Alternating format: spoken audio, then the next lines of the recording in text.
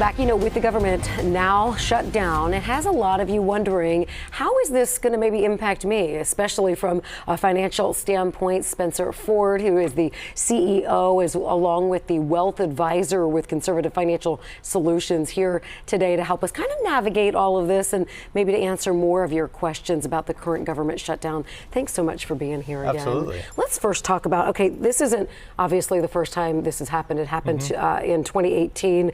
It lasted 35 days.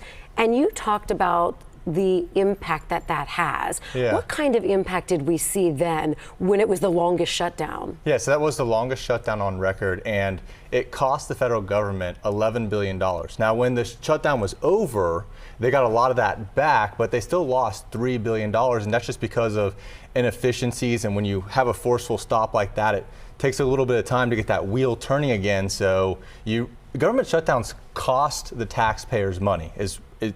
I think people think that it doesn't. Right, you're thinking, oh, it's going to save us some money. Yeah, no, it costs you money to have the government shut down. Talk about the immediate as well as the potential long-term impact on people. Well, there's 700,000 government workers that are furloughed right now. So they're at home not getting paid, or they're working and not getting paid. So for them, there's an immediate impact, right? But as that shutdown continues, there's a ripple effect across the economy that happens. You think there's a lot of private companies out there, restaurants that are next to federal buildings. You're losing revenue on breakfast, lunch, and dinner. You have tourist shops around these national parks that are shut down.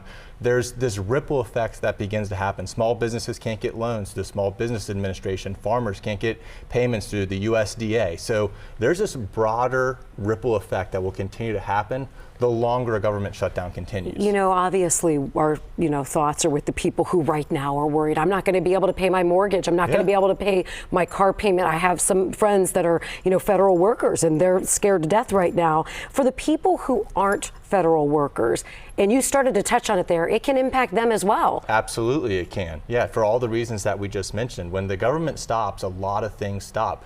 Procurement contracts stop, defense work stops, research and development's on pause. And again, you might not think like, oh, this restaurant that people aren't buying as many meals doesn't affect me, but it does when it starts to ripple and continue throughout the broader economy. All these things are going to start affecting you. And then consumer discretion, consumer sentiment, it just starts to go down, which then can have effect on the overall market if it continues longer. Which was my next question about the financial market. Could this potentially send us into a recession?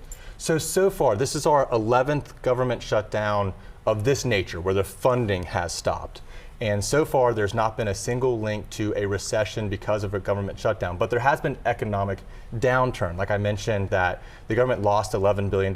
They ended up losing $3 billion total. So if it continues and continues and continues, yeah, there's going to be some economic downturn, but not necessarily any worries of it causing a recession at this time. But again, you want to pay attention to that. And I don't expect this government shutdown to last or break the record per se. On average, they last 8 days, some 1 to 2 days on, and then they're kind of through it. The Senate meets again at 5:30 today, and I would personally be surprised if we don't have the government reopened by the end of the week. I'd be shocked if it wasn't opened up next week. Well, I know there are a lot of people out there saying, I hope you're right, because right now it looks like, there's no middle ground when it comes to all of this. Spencer Ford, thanks so much. Yeah, appreciate you always being here with us and helping to enlighten us on some of the issues that I think financially concern us.